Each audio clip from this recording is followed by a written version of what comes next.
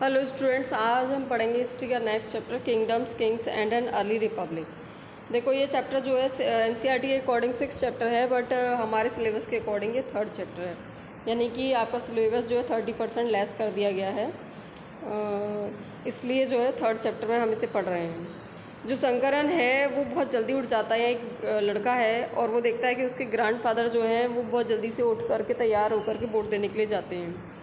तो वो चाहते थे कि वो मतलब पहले से ही पोलिंग बूथ पर पहुंच जाएं, लेकिन शंकरन के मन में ये था कि आखिर ये इतने एक्साइटेड क्यों हैं। तो जो उसके ग्रैंडफादर होते हैं वो एक्सप्लेन करते हैं कि आज हम जो है अपने रूलर को चुन सकते हैं। तो how some man becomes ruler became ruler, तो जो कुछ मैन है वो रूलर कैसे बन जाते हैं। अगर हम लास्ट 50 ईयर्स की बात करें, कॉमन जो टाइमिंग है 50 साल से, वहाँ पर हम क्या कर रहे हैं, वोट के ज़रिए रूलर्स को चुनते हैं। लेकिन पास्ट में जो मैन होते थे वो रूलर कैसे बनते थे, तो अगर हम बात करें 3000 साल पहले तक की, तो उसमें कुछ चेंजेस देखने को हमको मिलते हैं। जो राजा थे उनको हो सकता है कि जो चूज़ किए जाते हों अलग अलग तरीके से। तो कुछ जो मैन होते थे वो राजा बन जाते थे। राजा की तरीके से उनको जाना जाता था। किस तरीके से? क्योंकि वो बड़े बड़े यज्ञ करते थे। यज्ञों के जरिए सेक्रीफाइसेस वो करते थे, उसके ज़रिए उनको ये जाना जाता था कि वो राजा हैं। उन्हीं में से एक है अश्वमेध। ठीक है, उन्हीं में से एक है अश्वमेधा और है हॉर्स सेक्रीफाइस। ये अश्वमेधा या फिर जो अश्वमेध जो यज्ञ होता है, उन्हीं में से एक ऐसा ही रिचुअल है। इसमें क्या होता था, जो हॉर्स होता था उसको फ्रीली छोड़ दिया जाता था। राजा के जो आदमी होते थे उनके साथ वो घोड़े को छोड़ दिया जाता था। And if the horse wandered into the kingdom of other rajas and they stopped it, they had to fight. अगर वो मान लीजिए किसी भी अदर राजा के किंगडम में होकर के जाता है, वो घोड़ा जो छोड़ा जाता था अश्वमेध यज्ञ के टाइम पर, तो अगर वो जो दूसरे राजा हैं उसको वो रोकते हैं, तो उनको अश्वमेध करने वाले राजा के साथ यज्ञ करना फाइट करनी पड़ती थी। If they allowed the horse pass, it means they accepted that the raja who wanted to perform the sacrifice was stronger than them. अगर वो लोग उस घोड़े को रोकते नहीं और उसको अलाउ कर देते हैं निकल जाने के लिए, तो इसका मतलब ये है कि वो लोग एक्सेप्ट करते हैं कि जो राजा यज्ञ को परफॉर्म कर रहा है या को कर रहा है वो उनसे ज़्यादा स्ट्रॉन्गर है। और ऐसे राजाओं को इन्वाइट किया जाता था यज्ञ में, which was performed by specially trend priest.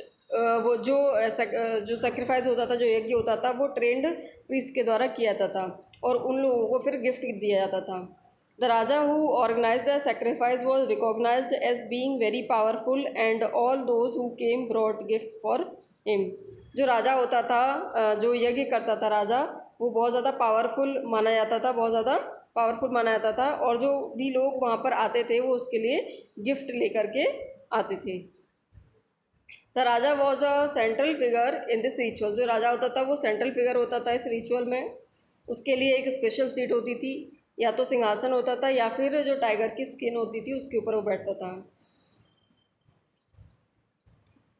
और उसके जो चैरोटीर होते थे, who was his companion in the battle field and witnessed his exploits.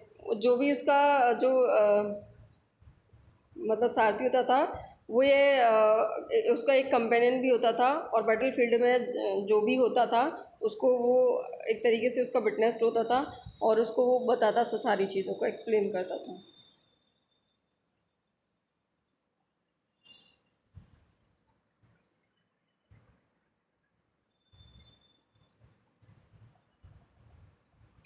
And it also chanted tale of his glory. और वो क्या करता था, जो उसकी ग्लोरी की कहानियाँ होती थी उनको भी सुनाया जाता था उसी टाइम पर जब वो सेक्रीफाइस या यज्ञ किया जाता था उस टाइम पर।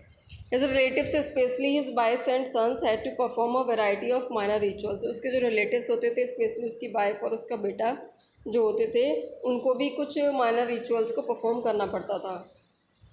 अदर जो राजा आते थे वो केवल स्पेक्टेटर की तरह बैठते थे और जो यज्ञ होता था उसको केवल देखते थे। जो प्रीस्ट होते थे वो रिचुअल्स को परफॉर्म करते थे, और किस तरीके से जो राजा होता था उस पर उस पर जो इसके जो पवित्र पानी होता था उसको राजा के ऊपर छिड़क करके वो रिचुअल्स को करते थे। और जो ऑर्डिनरी पीपल होते थे, विश और वैश्य, ऑल्सो ब्रॉड गिफ्ट, वो भी राजा के लिए गिफ्ट लेकर के आते थे।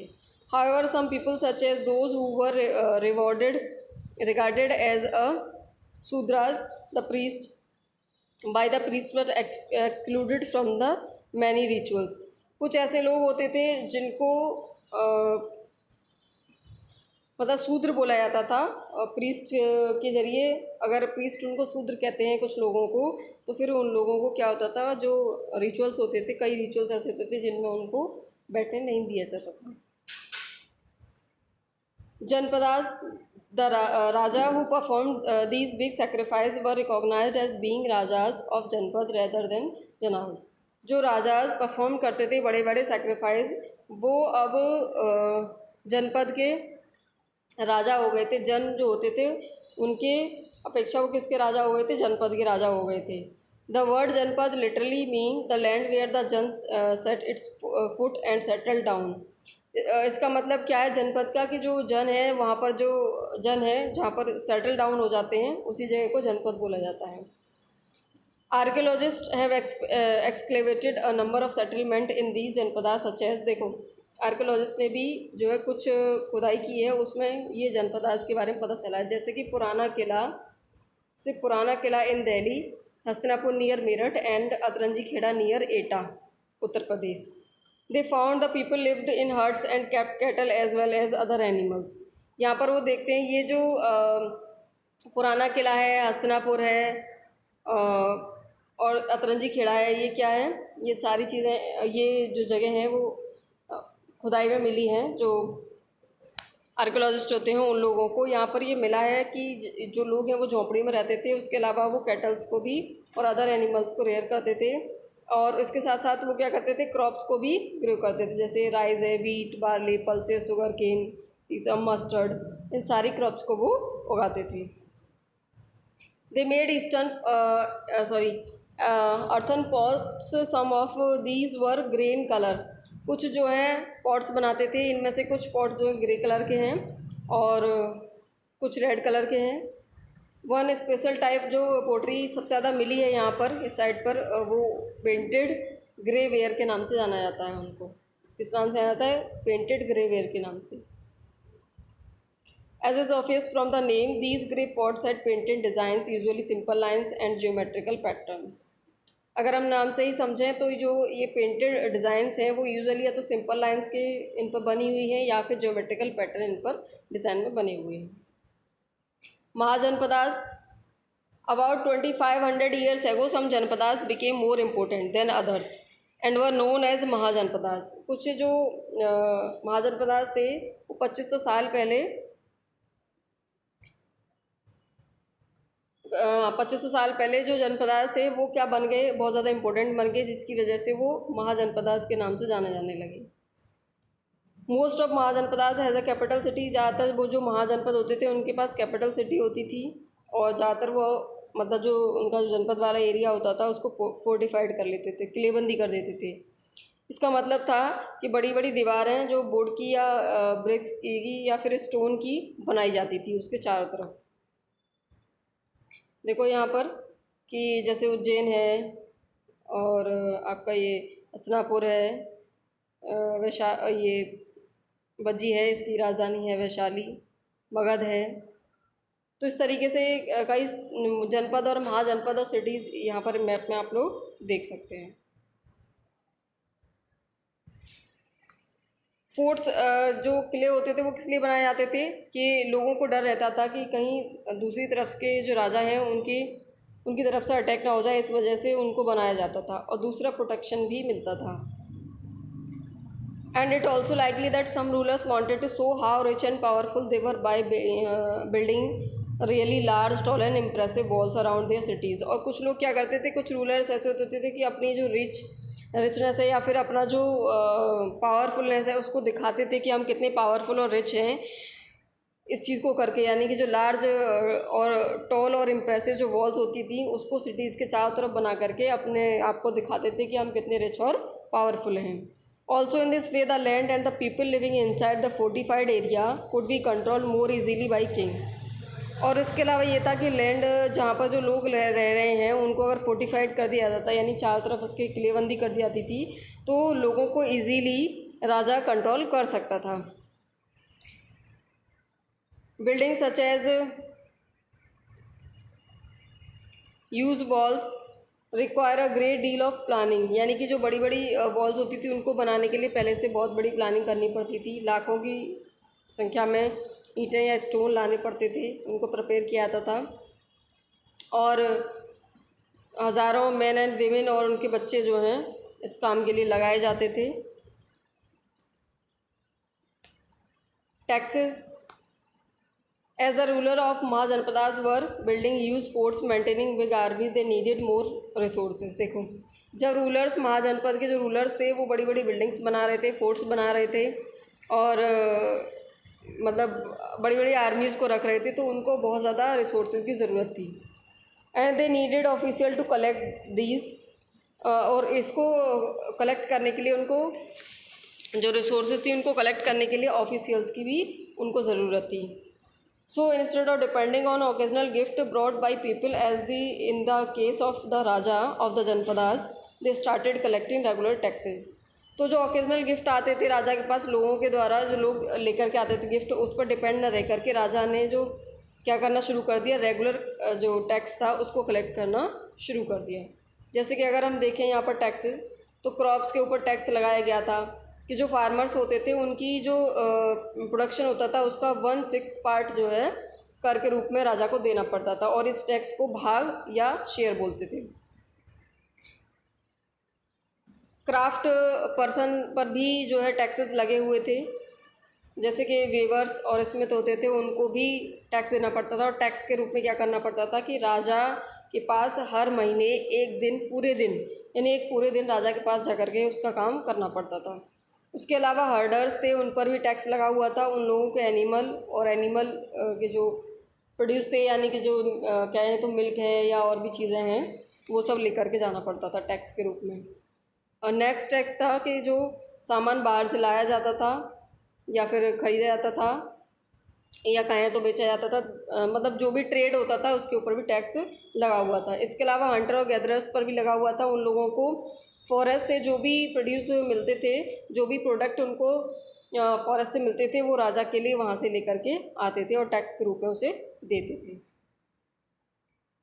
एग्रीकल्चर में क्या क्या चेंज हुए, या मतलब जो दो बड़े बड़े चेंज एग्रीकल्चर में देखे गए थे। एक ये था कि जो आयरन का हल था उसका यूज़ हो गया, यानी कि जो पहले लकड़ी का हल यूज़ होता था उसकी जगह लोहे का हल यूज़ होने लगा था, जिसकी वजह से जो हैवी और क्लेली सॉइल होती थी वहाँ पर आराम से जो खेती हो सकती थी, और इसकी वजह से जो ग्रेन था वो बहुत ज़्यादा मात्रा में प्रोड्यूस किया जा सकता था। दूसरा ये था कि लोग ने क्या शुरू कर दिया था, जो चावल की खेती थी, धान की, पैडी जिसको बोलते हैं, उसको धान के जो ट्रांसप्लांटिंग शुरू कर दिया था। दैट मीन कि पहले क्या होता था, पहले सारे में ऐसे बीजों को डाला जाता था, तो अब उसकी जगह पर क्या करना शुरू कर दिया था उन लोगों ने, अब उसकी जगह पर जो प्लांट्स होते थे उनको, मतलब छोटे छोटे प्लांट्स बनाना शुरू कर दिया ताकि वो ग्रो हो जाए थोड़ा सा, और उसके बाद जो है फील्ड में उनको लगाना शुरू कर दिया। यानी जो बीज होता है धान का, उसको छोटे छोटे प्लांट्स के रूप में पहले उसको स्प्राउट किया, और उसके बाद जो है उसको जगह जगह यानी फील्ड में जा कर के खुद अपने हाथों से लगाया, जिसकी वजह से प्लांट्स में ज़्यादा टाइम के लिए रह सकते थे। इसके लिए बिल्कुल कमर तोड़ मेहनत चाहिए थी, यानी बैक ब्रेकिंग वर्क चाहिए था। तो जनरली जो स्लेव होते थे, मैन और वेमेन, इन दास और दासीज, और इसके अलावा जो लैंड एग्रीकल्चर लेबर थी यानी कम्मकार्स, उन लोगों को इस काम के लिए रखा जाता था। मगध, मगध क्या था, मगध बहुत ज़्यादा इम्पोर्टेंट महाजनपद बना हुआ था। 200 साल में वो बहुत ज़्यादा इम्पोर्टेंट बन गया था, और कई नदियाँ थी जैसे गंगा, सोन, वो मगध से होकर के बहती थी, और ये बहुत ज़्यादा इम्पोर्टेंट थी ट्रांसपोर्ट के लिए, वाटर सप्लाईज़ के लिए और लैंड को फर्टाइल करने के लिए। और कुछ पार्ट जो थे मगध के, वहाँ पर फॉरेस्ट थे, और वहाँ से एलिफेंट को पकड़ा जाता था। जो फॉरेस्ट एरिया थे वहाँ पर वो रहते थे, वहाँ से उनको पकड़ करके और फिर क्या करते थे, आर्मी के लिए उनको ट्रेन किया जाता था। इसके अलावा जो फॉरेस्ट से उनसे लकड़ी मिलती थी हाउसेस को बनाने के लिए, रथ को बनाने के लिए, कार्ड्स को बनाने के लिए, इसके लिए वहाँ से लकड़ी मिल जाती थी। इसके अलावा वहाँ पर इसी रीजन में जो है आयरन के जो माइंस होते थे वो भी मिल जाते थे, ताकि जो स्ट्रॉन्ग टूल्स और वेपन्स को बनाया जा सके। मगध है 2 वेरी पावरफुल रूलर्स। मगध के पास 2 बहुत ज़्यादा पावरफुल रूलर हुए, बिंबिसार और अजातशत्रु। ठीक है, who used all possible mean to conquer other janapadas. उन्होंने पूरी कोशिश की और मीन्स का जो साधन थे उनका यूज़ करके अदर जनपदास को भी जीता था। महापद्म नंदा जो था वो भी एक अदर इम्पोर्टेंट रूलर था, और उसका जो राज्य था वो नॉर्थ से लेकर के जो नॉर्थ पार्ट से लेकर के वेस्ट पार्ट तक पूरे सब कॉन्टिनेंट पर फैला हुआ था। राजगृह, जिसको राजगीर बोलते हैं आज, वो बिहार में मगध की कैपिटल थी। बहुत सालों तक वो कैपिटल रही उसकी, लेकिन उसके बाद जो है राजगृह जो थी वो बहुत टाइम तक मगध की क्या रही थी, कैपिटल रही थी। आफ्टर दैट देखो बज्जी। मगध तो बहुत पावरफुल किंगडम था ही, इसके साथ ही बज्जी भी एक पावरफुल किंगडम था। उसकी कैपिटल थी वैशाली, जो बिहार में ही है, और इसमें एक अलग तरह की गवर्नमेंट होती थी। उसको गण या फिर संघ के नाम से जानते थे। गण और संघ क्या होते थे कि यहाँ पर कोई भी एक रूलर नहीं होता था, यहाँ पर सभी रूलर होते थे, यानी कि जो पर्टिकुलर मैन होते थे ज़्यादातर सब लोग रूलर होते थे। और वो सभी लोग बैठ कर के, कभी कभी जब टाइम मिलता था तो सभी लोग बैठ कर के मतलब each one was known as raja, यानी कि जो सब लोग बैठ जाते थे साथ में और मीटिंग करते थे, तो उनमें से कोई एक पर्सनली एक जो पर्टिकुलर व्यक्ति होता था वो राजा नहीं होता था, बल्कि सारे ही लोग राजा होते थे। हर जो ईच जो व्यक्ति होता था वो राजा होता था। These Raja perform rituals together, और ये राजा जो है मिलकर के सभी एक साथ रिचुअल्स को परफॉर्म करते थे। ये असेंबली मिलते थे और डिसाइड करते थे कि क्या करना है और क्या नहीं करना है। किसके ज़रिए? डिस्कशन और डिबेट के ज़रिए। फॉर एग्जांपल अगर कोई अटैक करता है एनिमी, तो उसके लिए ये लोग मिलते थे और डिस्कस करते थे कि आखिर आगे क्या करना है। जो विमेन होती थी, दास और कम्मकार थे, उन लोगों को इस मीटिंग में या इस असेंबली में पार्टिसिपेट करने का अधिकार नहीं था। तो आपका चैप्टर यहीं पर ख़त्म होता है, और इसके क्वेश्चन आंसर नेक्स्ट वीडियो में आपको मिल जाएंगे।